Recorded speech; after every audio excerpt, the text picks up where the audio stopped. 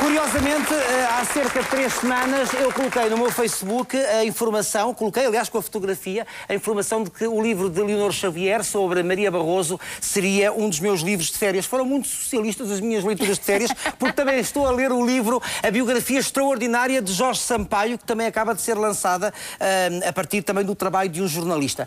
Pois muito bem, nós vamos pegar neste livro, nas fotografias do livro, justamente o livro de Maria Barroso, Um Olhar sobre a Vida, escrito por Leonor Xavier, juntámos mais algumas fotografias e é de uma vida intensa que vamos falar a partir do seu álbum de fotografias, porque há fotografias que nos dizem muito acerca de uma vida.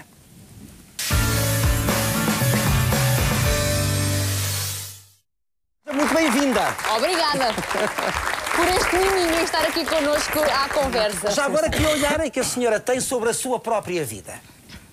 O que é que eu penso da minha própria vida? É uma vida muito longa, já tenho muita idade e é uma vida que foi muito recheada de acontecimentos, de afetos e portanto, gostei de ter vivido, mesmo com momentos muito difíceis, mas momentos extraordinariamente agradáveis que recordo sempre com uma grande emoção. Certamente que os afetos começam justamente com alguns destes protagonistas. Vamos ver a primeira fotografia. Quem é que temos nesta fotografia? Quem temos esta fotografia é a minha avó, mãe da minha mãe, a minha mãe e o meu pai. Portanto, a avó que está sentada, não é? Sim, e que foi um pilar fundamental, um pilar afetivo fundamental na nossa família, porque nós éramos 7 filhos, éramos 10 à mesa, sempre com lugar para mais uma para baixo dos que chegassem. De maneira que foi uma família muito amiga, muito irmãos.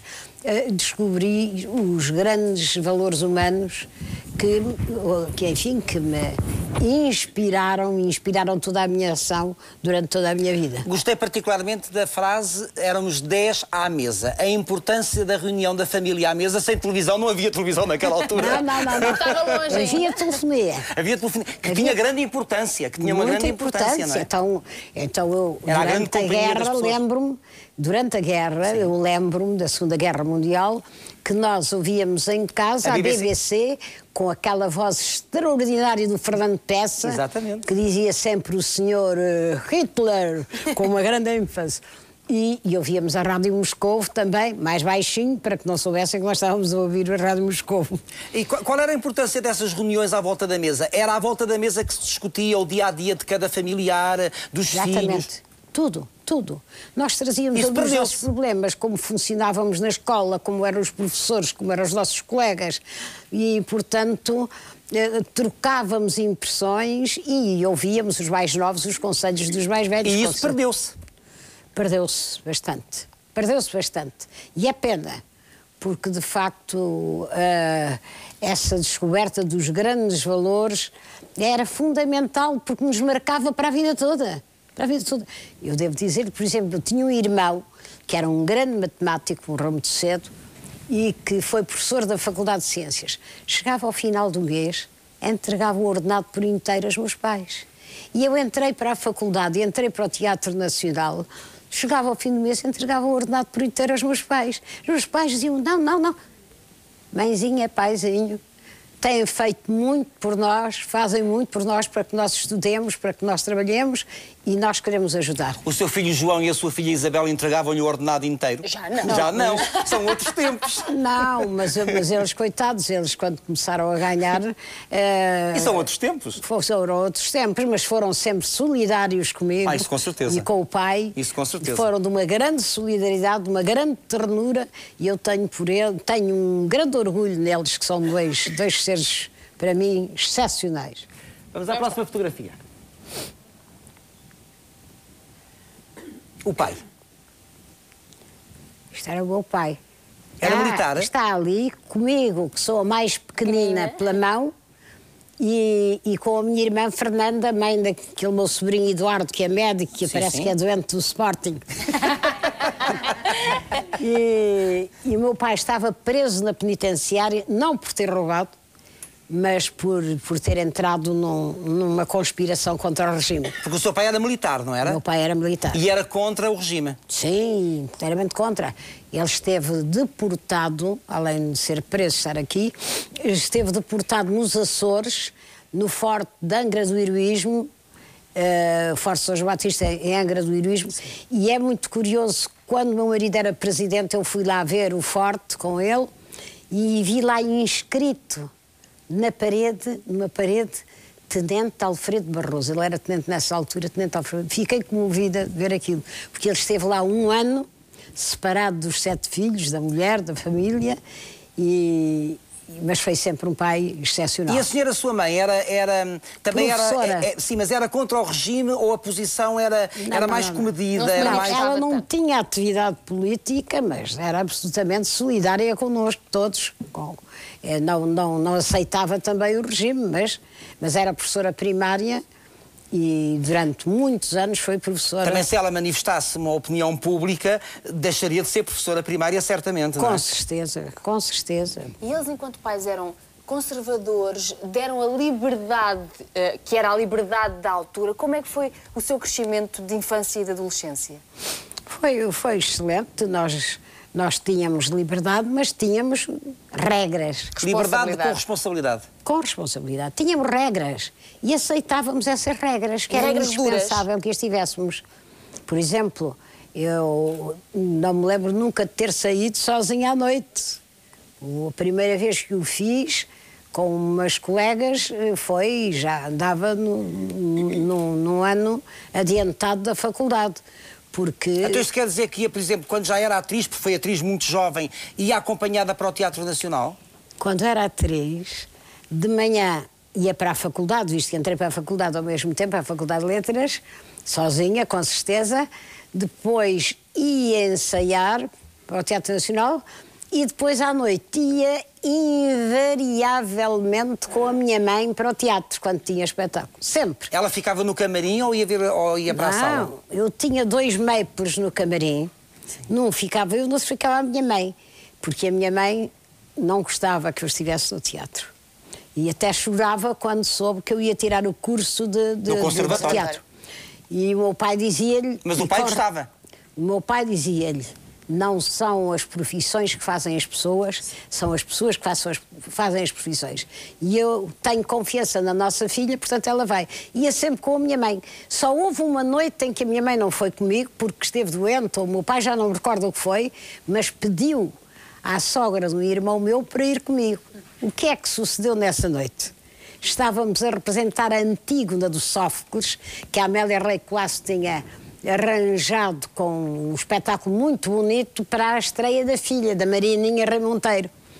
E então, eu, como trabalhava muito e estava muito cansada, porque tinha a faculdade e levantava-me muito cedo para estudar, deixava-me dormir. E a minha mãe é que me acordava naquela noite em que foi aquela minha prima. Ela deixou-se dormir. E eu, de repente, acordo estremunhada, ouço a música, porque a Amélia Rei Colasso até enquadrou a peça em música, foi muito bonito, era um espetáculo lindíssimo. Fiquei aflitíssima e desci as escadinhas a chorar para o palco.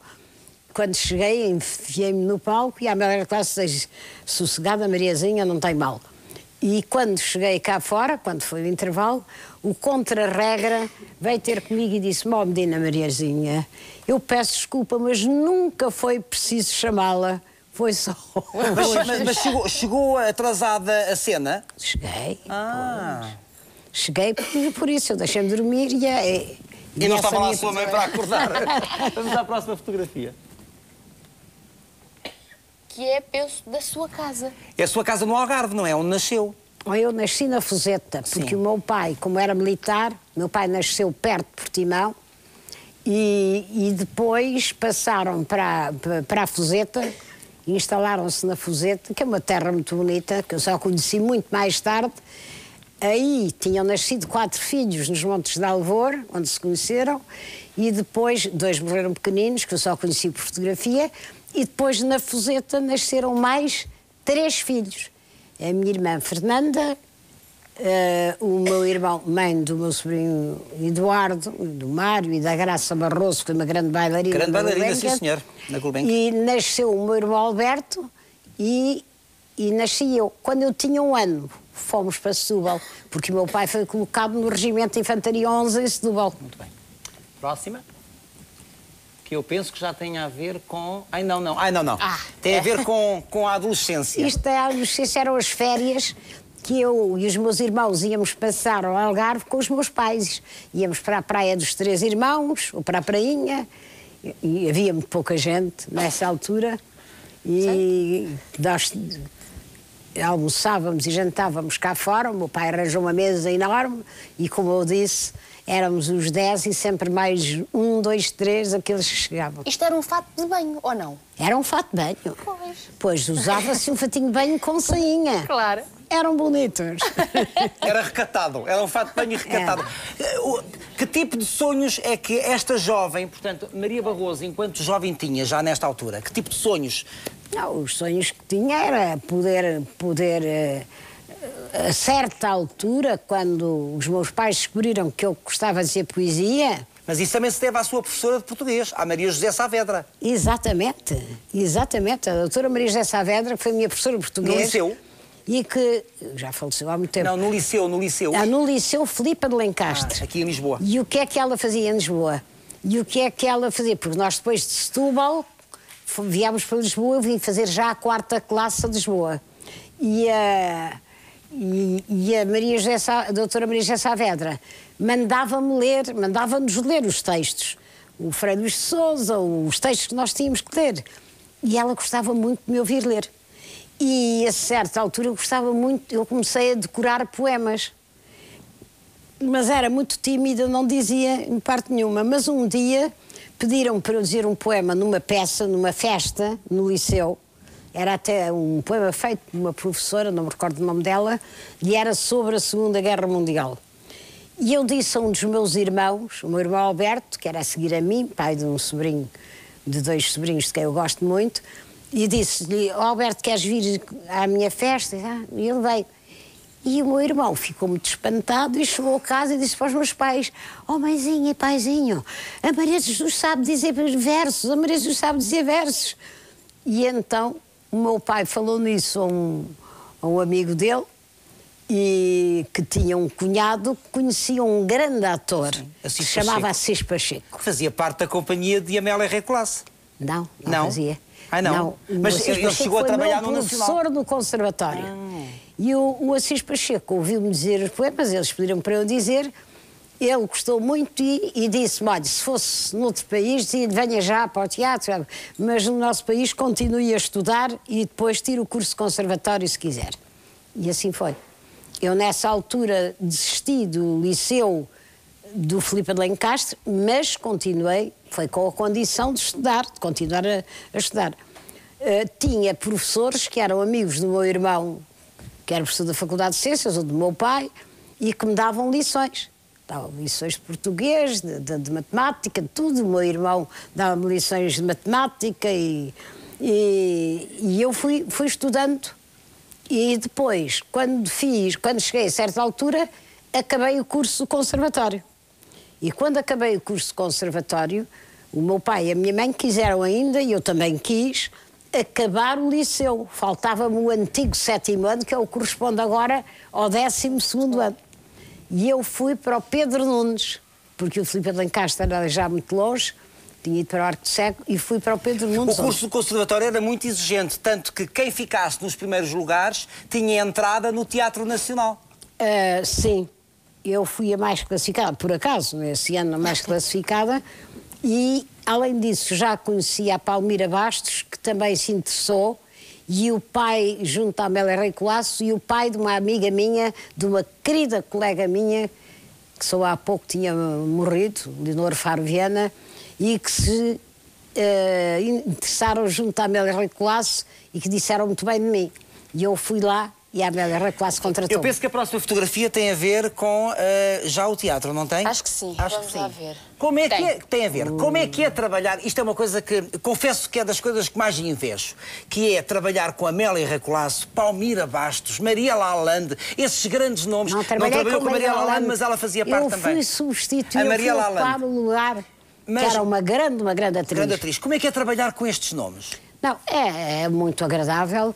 Eu trabalhava com elas e ouvia os conselhos delas. Mas havia uma distância entre a jovem Maria Barroso... A Amélia Rei Colasso era uma grande senhora. Cultíssima. Muito culta, muito inteligente. E a Palmira Bastos era também uma grande senhora. E uma grande atriz. Também havia lá a Maria Matos, que era uma grande atriz. Mas estas duas estavam mais junto a mim. Tratavam-me lá por Mariazinha, sabiam que eu estudava, que eu trabalhava e portanto, aconselhavam, mas a Amélia Rei Colasso até me emprestou um ou dois dos fatos com que se estreou também, quando eu me estreiei no Teatro Nacional, os fatos com que ela se estreou também, quando me quis ser atriz. E até foi por isso, sabe, porque gostei sempre muito delas, que quando veio 25 de Abril, eu disse para um ator, de quem gostava muito também, que era um grande ator, que era o Eduardo Figueiredo, disse-lhe, eu já não representava nessa altura, mas ele era parente de uns amigos nossos, e eu disse-lhe, eu quero ir ter com a Amélia Rei Colasso agora, porque tenho a certeza que muita gente que lhe deve muito vai voltar-lhe as costas para parecer que foi grande revolucionário antes do 25 de Abril. E fui ter com ela e dizer-lhe da minha solidariedade, do meu apreço, da minha admiração e da minha amizade que continuariam. E assim foi, até ela morrer. Ela foi uma grande empresária, ela e Robles Monteiro também. Robles Monteiro, que era um grande administrador do teatro. Do Teatro Como Nacional. o ator não era muito bom, não era tão mas era uma pessoa e foram sempre pessoas impecáveis. Aliás, as críticas teceram-lhe os maiores elogios, sempre a si. Como é que depois, quando é forçada a não trabalhar mais no Teatro Nacional, que foi uma imposição do regime, como é que lidou com isso, sabendo nós que era apaixonada pelo teatro? Muito bem. Eu, quando nós representámos uma peça, eu representei a Benilde, gostei muito de representar. E voltou depois a entrar também na Benilde de Manuel de Oliveira, não foi? Já muito tarde, muito mais tarde. Idade, claro. Sim. Mas representei a seguir a Casa da Bernarda Alba. A Bernarda era uma peça do Lorca, uma peça com um conteúdo revolucionário imenso. Era o retrato do fascismo. A Bernarda Alba era a encarnação da prepotência, da ditadura. Era. Mas os censores não eram muito cultos, deixaram-na passar. Não perceberam? Não perceberam. Só quando fomos a Coimbra, a Amélia Rei Colasso veio o Carnaval, disse vamos a Coimbra, fomos a Santarém, a Coimbra, fomos representar a Casa da Bernarda Alba. E fomos a Coimbra e em Coimbra, na universidade, eles sabiam que eu era aluna do segundo ano da universidade em Lisboa. E então, que tinha simpatia pela oposição, de maneira que estava a intelectualidade de Coimbra toda da oposição no teatro. Foi uma noite lindíssima. Estava o diretor do Teuc, estavam os poetas, o Carlos de Oliveira, o Joaquim Namorado, estava o Tossan, que fazia os cenários das peças do Teuc. E quando acabava o segundo ato, eu tinha uma cena muito dramática e eles desataram a aplaudir com muita força e a dizer o meu nome. Eu estava assim um pouco atrás, não era tímida, mas a Palmira Bastos, que fazia a figura principal, foi-me buscar para a frente. E o que é que eles fizeram? Atiraram para o palco uma pasta com as fitas da Faculdade de Letras. E atiraram uma capa. Depois veio uma estudante da parte de dentro do teatro e veio-me pôr às costas. Bom, o teatro ia vindo abaixo, foi a noite mais linda de teatro que eu tive. O que é que sucedeu? Aí perceberam-se do conteúdo da peça, da capacidade de mobilização da peça. E o que é que fizeram? Denunciaram isso e já não nos deixaram representar a peça no Porto. E depois meteram-se as férias e eu telefono para o Teatro Nacional, falo com o Sr. Robes Monteiro e o Sr. Robes Monteiro, eu queria saber amanhã a que horas é que nos apresentamos no teatro. E ele, com uma voz muito, muito preocupada, disse: Mariazinha, Mariazinha, venha imediatamente falar com a Amélia, porque a Amélia precisa de falar consigo. Eu fui lá e a Amélia Rei Colasso disse-me, com uma sincera pena, disse-me: Mariazinha, tenho que lhe dizer que o governo não me deixa contratá-la mais. Foi um desgosto? Foi, tive muita pena. Eu disse: está, Sra. Amélia. Ela disse-me: eu fiz tudo, mas não consegui. Eu disse: está, Sra. Amélia, vou representar outros papéis, vou fazer, continuar o meu curso. E assim foi. E assim foi.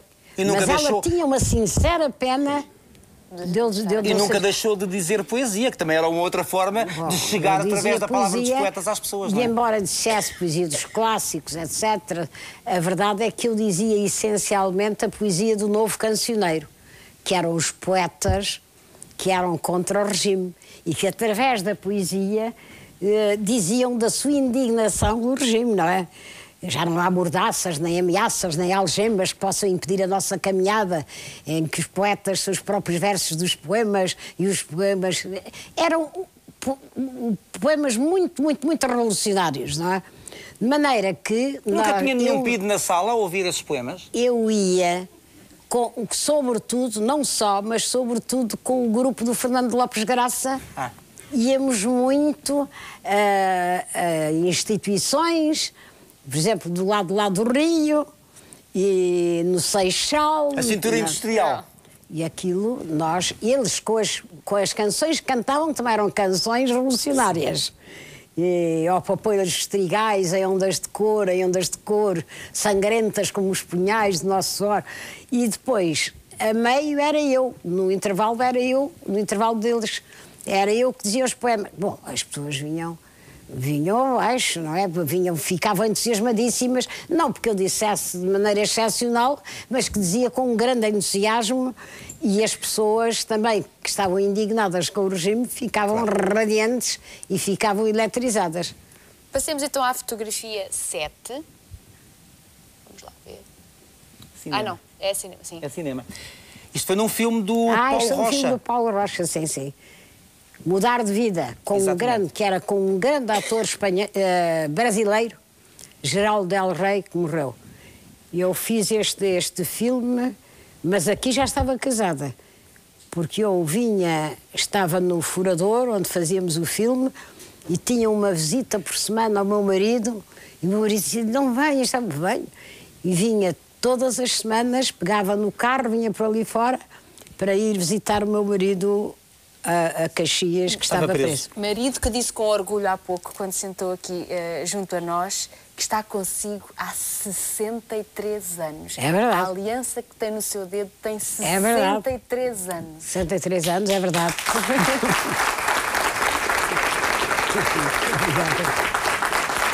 Nós naquela fotografia estávamos a ver Mário Soares, o seu marido, e penso também que o seu sogro, João Soares, pedagogo, que foi de uma grande importância para si também. Que foi um grande amigo que eu tive no colégio, que quis que eu fosse professora no colégio, porque eu acabei o curso de Ciências Histórico-Filosóficas. Nesse tempo fazia-se as cadeiras todas, depois fazia-se uma tese, que eu fiz em História, e depois, se a tese fosse aceita, discutíamos-la, e era numa sala, mas aberta ao público. E o meu sogro quis que eu ensinasse. Eu ensinei ainda 2 anos. No Colégio Moderno? No Colégio Moderno. No vosso colégio? Simplesmente. O colégio era do seu sogro? O meu colégio foi fundado pelo meu sogro há 76 anos. E eu dei 2 anos aulas porque havia uma disposição legal que permitia que o diretor se responsabilizasse pelo professor que estava candidato a um diploma do ensino particular, porque não se podia ensinar sem esse diploma do ensino particular. De maneira que, ao fim de 2 anos da inspeção, telefonaram para o meu sogro e disseram: Sr. Dr. João Soares, temos muita pena, mas o regime não deixa que a sua nora tenha o diploma e, portanto, que ensine.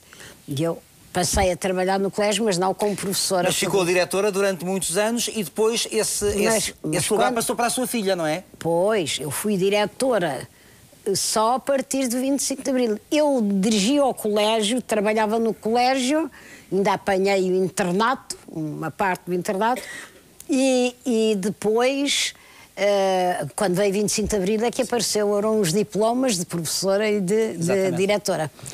E depois a minha filha começou a trabalhar quando eu ainda lá estava, é hoje quem dirige. Ainda hoje é a diretora. Foi um trabalho extraordinário. E bem sei que é a minha filha, eu sou suspeita. Mas eu costumo lembrar muito do Camões, naquele célebre soneto, lá no cemitério de Suíço, memória desta vida se consente. Eu costumo dizer isso em relação ao meu sogro. Se lá no cemitério onde subiu, memória desta vida se consente, ele está muito satisfeito porque a neta tem feito um trabalho extraordinário no colégio que ele fundou. Vamos lá à próxima fotografia. Aí é com o meu marido. Fotografia. Na nossa casa. Nós sabemos que é o seu marido. Na vossa casa de sempre também, não é? No Campo Grande. Ali, a 2 passos do colégio. Sim, sempre. É um marido romântico, ele. Como? É um marido romântico. Ele não é muito romântico, mas talvez eu seja mais romântica. Mas a verdade é que nos demos sempre bem. Ultrapassaram tudo. E atravessámos crises, sobretudo provocadas pelo regime, porque o obrigavam ou a estar preso... Ou a estar exilado? Ou a estar exilado em Paris, como esteve, ou a estar deportado em São Tomé e Príncipe, onde não me deixaram também ser professora. No liceu, o reitor queria que eu fosse professora. Eu pedi-lhe ao senhor reitor, estive lá 2 meses, disse ao senhor reitor, eu sou formada em Ciências Histórico-Filosóficas, mando buscar a pública forma da minha carta de curso e posso dar aulas. Com certeza, tenho aqui muitas aulas para lhe dar, porque aqui formados sou eu, e não sei se eram mais 2 ou 3, o resto são senhoras de oficiais do Exército que são cultas.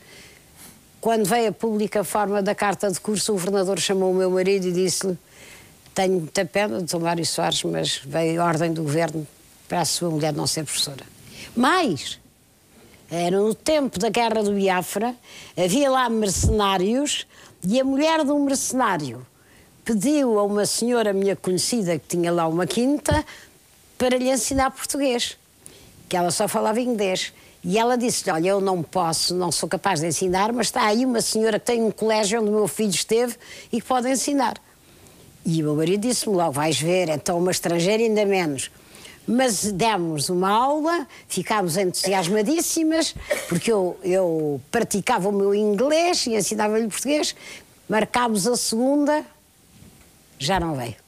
Foi chamada a polícia política que existia lá, que lhe disse que não podia ter aulas comigo. Eu era um perigo. Vamos à próxima. Os seus filhos? Pequeninos aqui. Eram os meus filhos pequeninos, a Isabel e o João, os meus queridíssimos filhos, em quem eu tenho muito orgulho. E foi uma senhora alemã que veio fugida do nazismo com um genro que era um grande advogado alemão e com 2 filhas, vieram para Portugal fugidas ao nazismo, e ela era uma grande fotógrafa e ela é que nos fotografou. Era mãe da mãe de um secretário de Estado, de quem eu gosto muito, que foi o Alberto Arons de Carvalho. Ela foi minha colega, a mãe foi minha colega na faculdade. O pai foi também, que foi, depois de 25 de Abril, foi um grande professor, também esteve exilado em Paris, que se chamava Joaquim Barradas de Carvalho, era um grande historiador, e que foram os meus padrinhos de casamento. Eu peço então que passemos para os netos. Exatamente, para a última fotografia, onde se vê a família toda reunida. Quantos netos tem? Tenho 5. Vamos à última fotografia, portanto. Cá está. Os meus queridos netos todos. Tenho o Mário, que está ao lado do meu marido, que é formado em História e que está agora na cidade universitária, em Paris, que lhe arranjaram lá um lugar. Foi uma senhora doutora Isabel Mota, de quem gosto muito, lhe arranjou lá um lugar, e está a estudar, a fazer mais cursos, já está formada em História. Tenho uma que é arquiteta, que vai quase todos os dias almoçar comigo, e tenho outra que é médica. E depois tem 2 pequeninos. E tenho dois pequeninos. A Lilá, que tem 5 anos, e o Jonas, que tem 8, quase 9. Bom, passeámos um pouco pela vida intensa e rica de Maria Barroso. É claro que foi para espicaçar a sua curiosidade para que leia este livro. Eu gostei muito de ler este livro, da Oficina do Livro, escrito por Leonor Xavier. Tu és uma apaixonada pela figura de Maria Barroso, Leonor. Porquê? Sou muito suspeita. Tu és muito suspeita, é essa. Porque adoro a postura dela. O seu passado de atriz, ainda por cima do Teatro Nacional, permanece até este momento da sua vida. Vejam a maneira maravilhosa como ela pronuncia as palavras. Como É o ela... respeito total pela língua portuguesa. Completamente. Eu estava a ver as pessoas todas aqui presentes a ouvi-la, claro. E ela embala na beleza da língua portuguesa, e ela tem um sentido de dignidade como mulher, como tudo, e depois é muito afetuosa. Tem uma grande elegância no coração, uma grande elegância na postura, e por isso ela comove-me muito. Além de intelectualmente eu ter admiração por ela, de facto, ela nasceu em 1925 e podemos dizer que ela é um testemunho de história contemporânea e que nós temos sorte de poder vê-la, não é? E ouvi-la. Eu acho que ela é uma figura exemplar. Emocionada de eu ouvir que ela é muito generosa. E depois eu vou dizer um pormenor que as pessoas não sabem e que é muito engraçado. Mas eu adoro-a e tenho uma grande admiração por ela. Ela tem a fundação, uma grande amizade. Dona Maria de Jesus, deixe-me cá acabar de dizer. Tu vais dizer aquilo que eu ia dizer, é porque esta senhora continua no ativo em defesa dos direitos humanos, através da sua Fundação Pro Dignitate, não é? Não. O que eu ia... Isto toda a gente sabe. O que eu ia dizer é o que as pessoas não sabem. É que a Fundação Pro Dignitate, que fica num edifício muito antigo em Lisboa, ao lado da Basílica da Estrela, tem 53 degraus altíssimos. Eu, cada vez que lá vou, tenho que parar 5 vezes no caminho e saio ofegante lá em cima. E ela entra e vai direto por ali fora. Eu acho isto uma coisa. Mas tu fumas, transcendente. Tu fumas, não fumas? Não, há 20 anos que eu não fumo. Não, então é por causa do que fumaste. Ela tem uma mobilidade e uma agilidade física e mental e espiritual. E depois ela tem uma dimensão espiritual. Enfim, e tem... às vezes, talvez exageradamente, porque é muito conservadora, afirma muito o seu respeito pela família. Não, mas ela tem aquilo que é importante preservar em Portugal, que é os valores e os conceitos e o traçado de uma vida. Mas são valores que são passados de geração em geração. A construção de uma vida como a dela, eu acho que é bom nós conhecermos. Eu sinto isso nas pessoas aqui. O Você na TV aconselha vivamente a leitura deste livro. Este foi um olhar sobre a vida intensa de Maria Barroso. Muito obrigado, Sra. Doutora. Muito obrigado, uma vez mais. Muito obrigado. E até já. Muito obrigado. Obrigado. Resta um dia feliz. Muito obrigado. Muito obrigado.